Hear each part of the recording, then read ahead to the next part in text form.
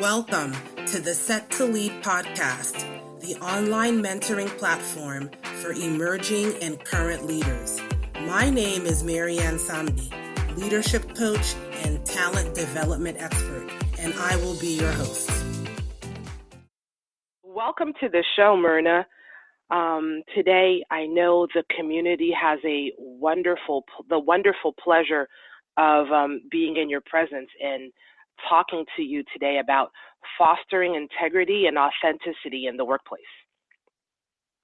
Well, I'm certainly glad to be with you, and I hope that what I share will be beneficial to the listeners. Yes, I know it will be. So let's kick off the chat by you telling us a little bit about your background and why you felt the need to write this awesome book called How to Lead in the Workplace with Godly Principles. Okay, certainly. Well, I worked in corporate America for the Southern Company for 32 and a half years. 26 of that was at Georgia Power and 6.5 years at Alabama Power.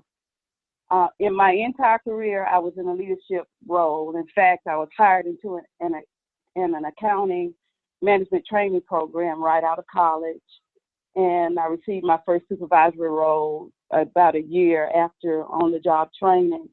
And so if you track my career, I've gone from a first-line supervisor to a manager and a manager, and I retired in 2011 as the Vice President of Customer Service at Alabama Power.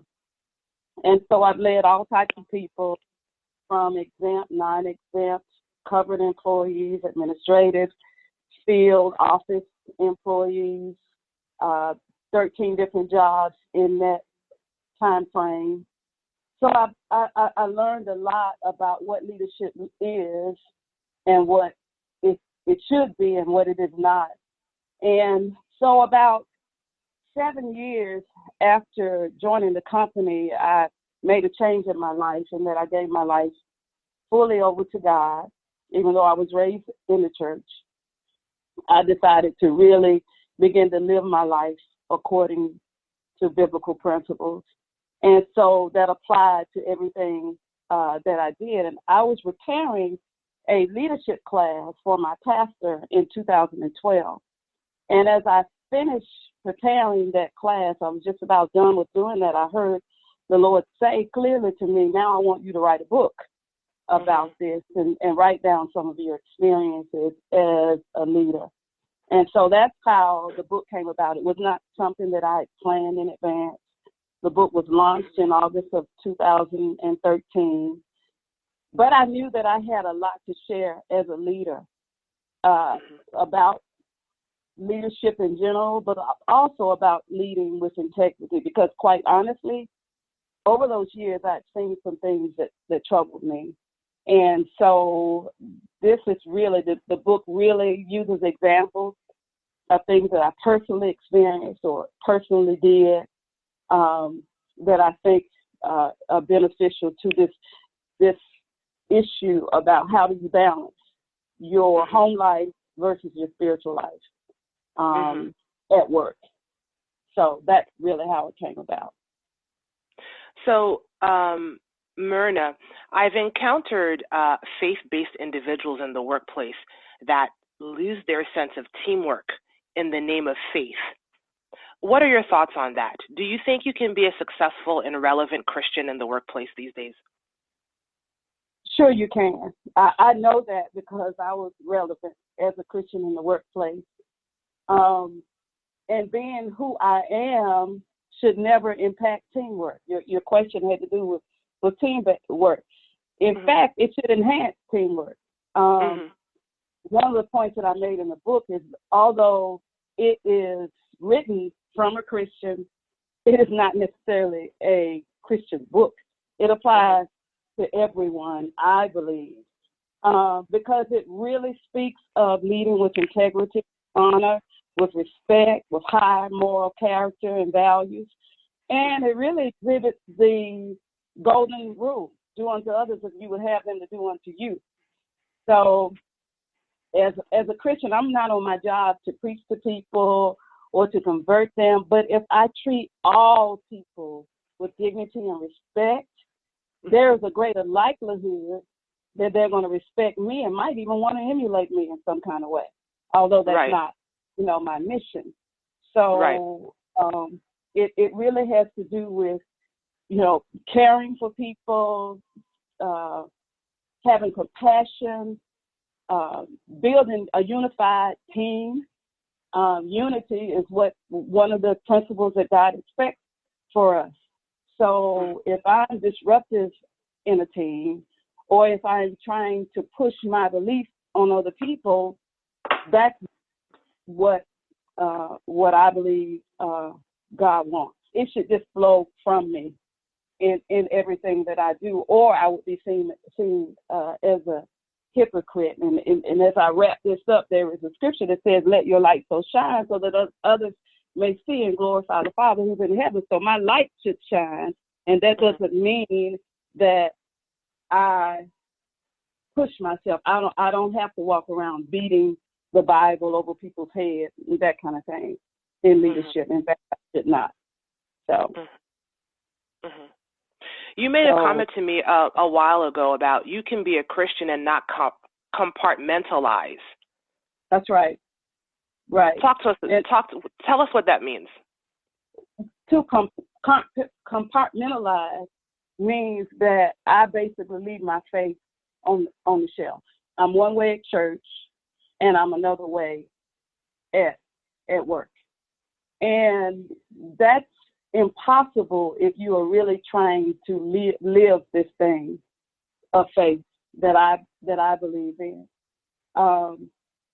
It is natural for me to want to do good, and it is natural for me, therefore, to want to treat people well. It is natural for me to want to get good results, and therefore, it is natural for me to want to pull that out of other people.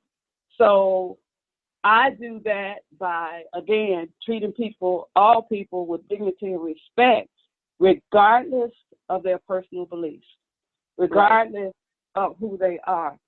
And so some people will tell you, the church is for church and work is for work. Well, I agree in some sense. But for someone to tell me that I can't be who I am at work is totally contrary to what I believe. Right. And so that's really what I mean by not compartmentalizing your faith. Be who you are because that's good. And so that's where I was coming from with that comment. Right.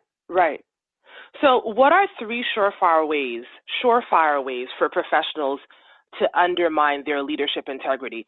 At the start of the program, you mentioned that there were some things in corporate America that troubled you. What are some of the things that you've seen in corporate America that undermine leadership integrity?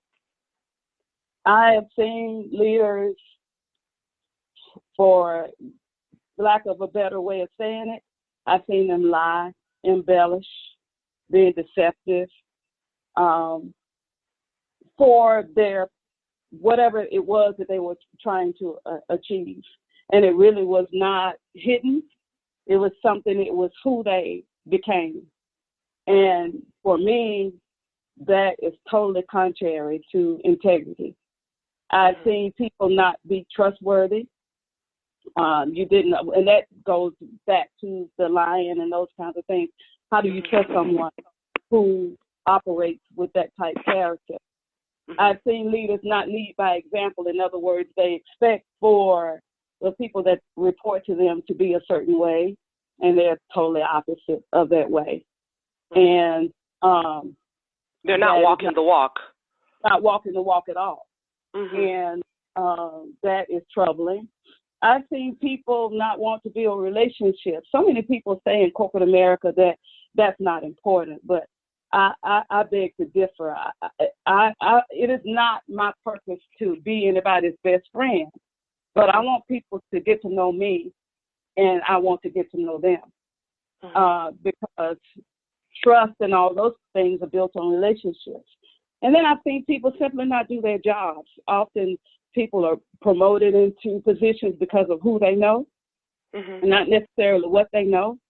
And even when they get in those jobs, they don't try to learn the job.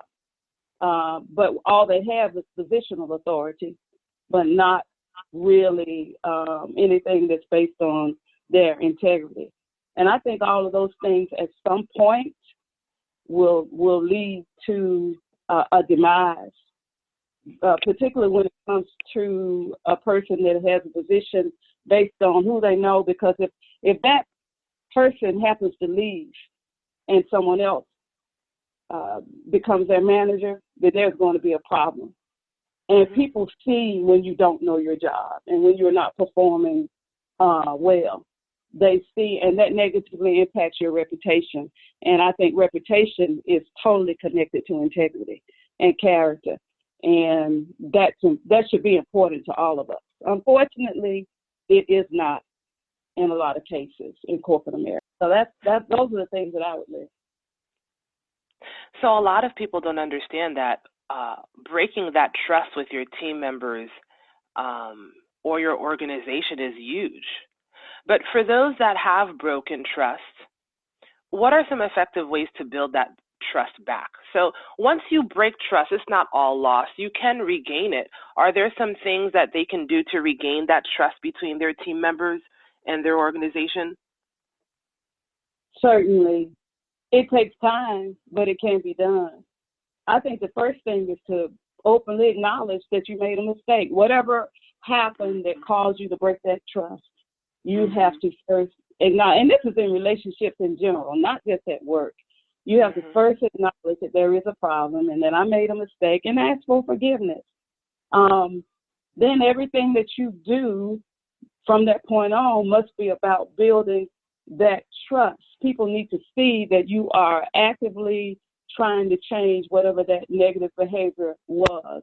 And they need to see you doing it consistently, not just because you were just outed perhaps, but because you really want to change the behavior. And I think that those simple things can lead to people believing that you are really trying to make the effort to change. And you know, I'd like to say this about forgiveness. We all make mistakes. Yes, we do. We don't all walk on water. That's exactly. None of us do, actually. We are human, and we are given to mistakes.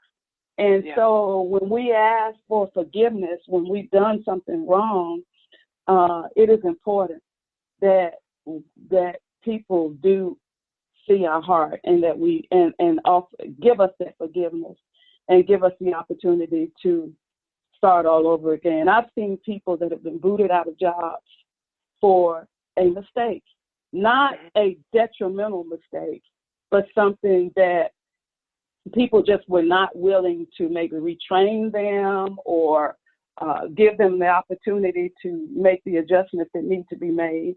And that bothers me. Now, if it's a person that has done the same thing over and over and over again, that's different.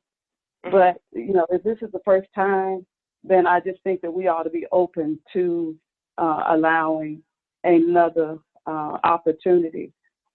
There's a quote that I like to use. It's from Brian Tracy that says that the glue that holds all relationships together, including the leader and the led, is trust. And trust is based on integrity. So it sort of speaks to how important integrity is and how it works together with building trust. So we can regain the integrity if we just humble ourselves and say, I'm sorry. And hopefully people will give us another opportunity to make up for whatever that mistake was.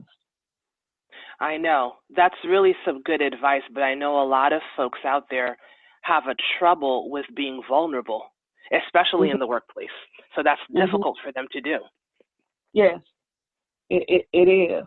It is. And oftentimes egos get in the way. That's a huge thing that I have seen, and sometimes our egos can cause us to do things that can be negatively perceived in the workplace. And so to humble ourselves sometimes can make the difference, and understand our humanness. Yeah. Will that we're not perfect at work, right, or in any way. Yes. Mm-hmm. Mm-hmm. In a prior conversation that we had, Myrna, you mentioned that in the workplace, you must treat people fairly, but not necessarily the same. I wanted to take some time to talk about that today because I thought that was a very interesting statement. Yes, I'm a mother of 5, and I use this example actually a lot, because as a mother of 5, all of my children were raised by the same parents in the same household with the same rules. But even so, we as parents had to learn that because they were unique individuals, they are motivated differently because they have different personalities and therefore different needs. And so we had to learn that maybe one of them requires more stroking and individual attention, whereas another might say, well, Mom, just let me do it. You told me what to do. I got it. You don't have to keep telling. Or another, you might have to, that child that pushes the envelope all the time, that challenges everything. You know, we had all of that going on in one house, even though they were raised the exact same. That speaks to the diversities that we have, and it also speaks to communication skills and how we have to learn how to, even at work, communicate with people differently based on their circumstances, because they are uniquely made. And so that doesn't mean, I talked about earlier how it's important to get to know people and allow them to get to know you, which doesn't mean that I'm trying to be your best friend, but I ought to at least have a good working relationship with you. And that means that I build those relationships with you. So I was sharing an example that I actually had when I was a director at a call center. What was going on at the time is that we were consolidating 2 work groups into one work group, and those work groups were based on seniority. So basically what you had is we had 2 seniority lists prior. And what does seniority mean? In that case, it means that was based on when you would get your vacation and all these kinds of things. So when we merged the 2 lists together, you may have been at the top of the list prior, but it might move you down when we merge the 2 lists together. So obviously some people were concerned about that. Now this actually involved 300 people on our team. But when we merged the 2 lists together, there were only 5 people that were negatively impacted. But even so, they were negatively impacted to the point that it would impact things like being able to pick their kids up on time, or maybe making a second job, or making it to class, and all those kinds of things. Well, the rules said that everybody had to be treated the same. But because of this challenge, I made the decision that we needed to make some exceptions to work with those people and give them schedules that they too would not be negatively impacted. And it was really a great result in that we did not receive any complaints about what we did for those people. In fact, we received positive feedback about working with them. So that's an example of being fair, but not the same. Sometimes in dealing with people, you have to really look at the circumstance and determine what works well, and treat everybody fairly, but not necessarily the same. So thank you for explaining that. Certainly. Yeah, that's a point that had to be, I feel, needed to be explained and shared with our listeners today, because I hear that a lot in the workplace. People saying, "Oh, you're not being fair. It's not fair. The organization is not fair," and there's a lot more to that than meets the eye. And I think the community needed to hear that. Right. Moving on, Myrna, I know that I want my community listeners to know that you have a real heart for the woman. Yeah. You have a real strong heart for the woman in the workplace. What are your words of wisdom for women who seek authenticity and integrity, but also want to advance?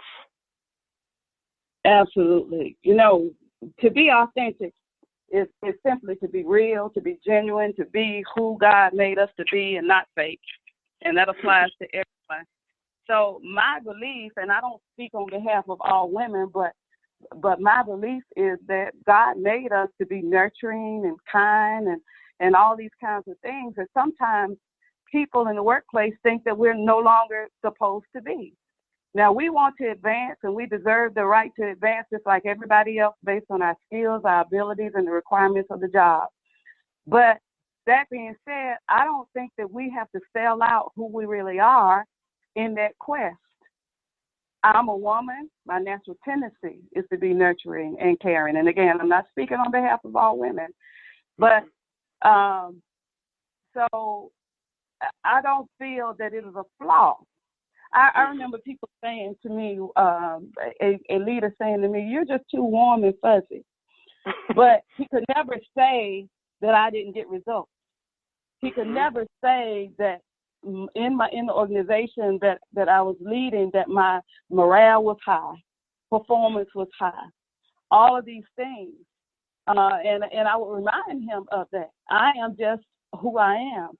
And I think sometimes women feel that we have to relegate ourselves to being hard. And I just don't, I don't believe that being hard on people and hard on performance works. Now, when I say hard, I'm not talking about having high expectations and holding people accountable. We absolutely should. And we should never be a pushover. But there are just certain things that we don't have to do. I've watched some women who in the end were not very successful because they had the potty mouth and they chose to do things in a way that was not a good look for them. And they didn't realize that people were talking about them. So we don't have to be dogmatic and that kind of thing. We should do our job to the best of our abilities. And if we're struggling, we should seek help. We should understand who we are and exemplify who we are. We should stand up for what is right and not allow people to push us around in those kinds of things. We should dress professionally and in modest apparel so that we don't entice them. In my book, I have a statement that says that work is not the place to flaunt your physical assets. So we have to be careful of those kinds of things. It is not. I want people to look at what I'm saying and not, my leg or the size of my breast and all of those kinds of things.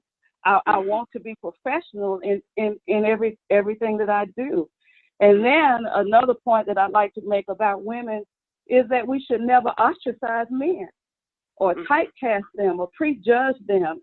Because quite frankly, if I look at my career, most of my mentors and sponsors were men. And so it is important that I build relationships with them, but the right type of relationships with them and lean to them for support. And then finally, what I say about this is too many women coming against women in the workplace. And we need each other. We desperately need each other for support to talk through things, challenges that we may be having, or just in general for support. And so to come against one another, that crab in the bucket type mentality that I saw time and time again is very disheartening. And my role, one of the things that I did was make sure that I mentored all people, not just women, but I would say predominantly women, but mentoring people to help them to be successful. Even if that meant that they passed me, it didn't matter. For them to move ahead was so important to me, and that they would learn from anything that I might have to share with them. And in the same respect, I learned things from them. So that's really my take on women in the workplace. Myrna, thank you so much for speaking with us today. In closing, what is the best way for people to keep up with your work and connect with you? My email address is mjsigma58@gmail.com. I'm also on LinkedIn, Facebook. Where can they find your book? My book, you can go to Amazon, and the book is there. It's also Kindle. Okay. And it's How to Lead in the Workplace with Godly Principles. All right. Thank you, Myrna, and hopefully maybe you can come back and do another show for us. I would love to. Thank you for the opportunity. All right. You're welcome.